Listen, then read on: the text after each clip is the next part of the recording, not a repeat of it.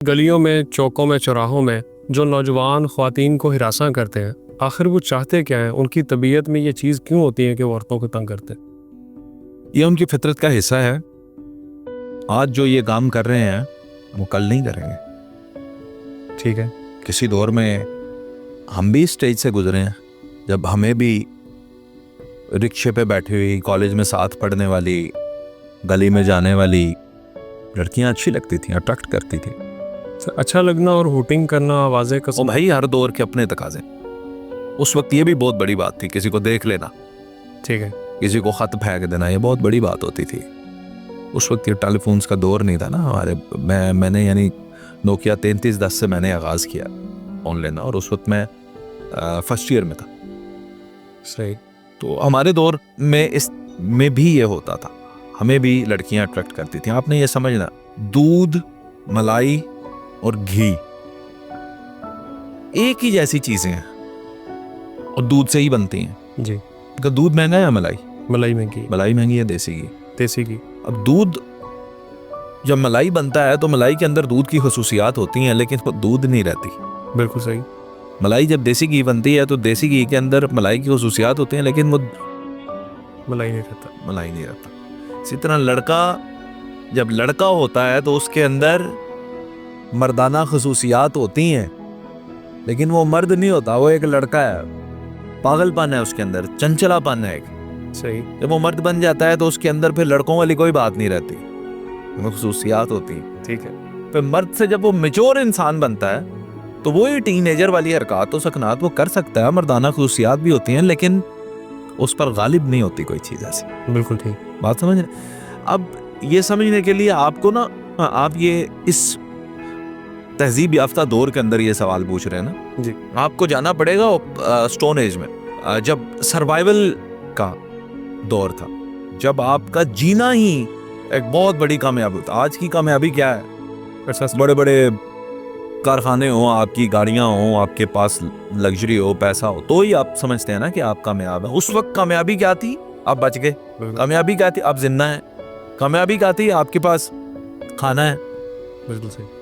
तो उस वक्त आपका जीन, आज भी जो आपका स्ट्रक्चर है उसके अंदर आपका जो जीन, आपका जो रिप्रोडक्टिव सिस्टम है, वो आपको ये कहता है कि इस औरत से भी ताल्लुक कायम कर लो, इससे भी कर लो, इससे भी कर लो, और अपने स्पर्म्स को बचा लो, रिप्रोड्यूस कर लो। मतलब इस औरत को भी हमला कर लो, इसको भी कर लो, इसको भी कर लो, और बच्चे पैदा कर लो ज़्यादा सारे, सो यू सर्वाइव। ये एक सर्वाइवल की जान है। तो इस अपने सिस्टम को जब एक मैच्योर इंसान होता है तो वो कंट्रोल करता है और अपना ताल्लुक कायम करता है लीगल तरीके से, बिल्कुल सही। और अपना ताल्लुक कायम करता है निकाह के साथ। इसे आप कहते हैं कि एक मैच्योर आदमी।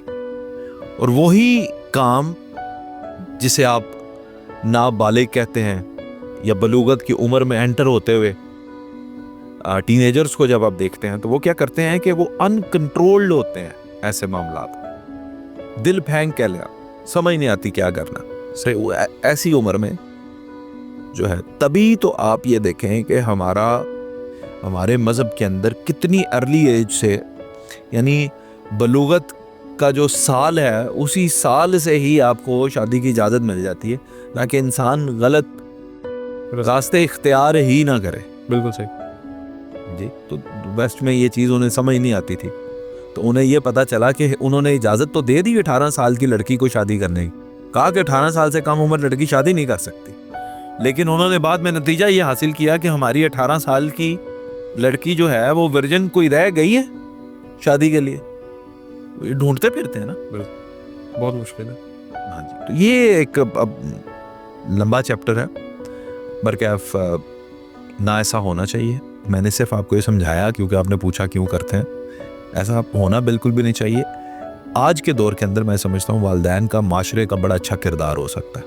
बिल्कुल सही। कि आज के दौर में मैं समझता हूँ it is very easy for children to control theirself. Teenager हैं कि यार हम ये हरकतें हमने नहीं की। सर एक छोटी सी प्रॉब्लम और है, वो ये कि पहले कभी बड़ों की बात को अहमियत दी जाती थी। अगर कोई बड़ा रास्ते में चलते हुए भी डांट देना तो बच्चे डर जाते थे, नौजवान उसकी बात को अहमियत देते थे। लेकिन आज ऐसा नहीं है। तो इस ऐसी सूरत हाल में हम नौजवानों को कैसे ये जेन जी के अंदर आया ना, और फिर अल्फा आ गए जी तो जेन जी के अंदर ये प्रॉब्लम है कि वो अपने आप को ज़्यादा सियाने समझ। देखें, इट्स वेरी सिंपल। आपने बड़ी एक बुनियादी सी बात को समझना है। मैं जिद्दत की, आप कह लें कि इस सदी की सबसे जदीद चीज़ें जो हैं वो मैंने देखी। मेरे वालिदैन इससे पुराने हैं, वो एनालॉग सिस्टम पे चलने वाले, जी समझ रहे हैं, मैनुअल घोड़ों पे सफ़र करने वाले, चवन्नियाँ अठानियाँ इस्तेमाल करने वाले मेरे वालिदैन इस तरह के लोग हैं। अब उनको टेक्नोलॉजी समझ नहीं आती। इसी तरह जेन ज़ी ये समझता है कि क्योंकि इनको टेक्नोलॉजी नहीं समझ आती, हमारे वालिदैन को और बड़ों को, इसलिए ये किसी काबिल ही नहीं, उनको तो इनकी ओपिनियन को वैल्यू भी नहीं देनी। सही। जबकि मेरी जनरेशन के अंदर ना ये है कि हम भी यही समझते हैं कि हमारे वालिदैन को टेक्नोलॉजी समझ नहीं आती, जो कि सच भी है, लेकिन हम फिर भी उनकी बात को वैल्यू देते हैं क्योंकि वालिदैन है।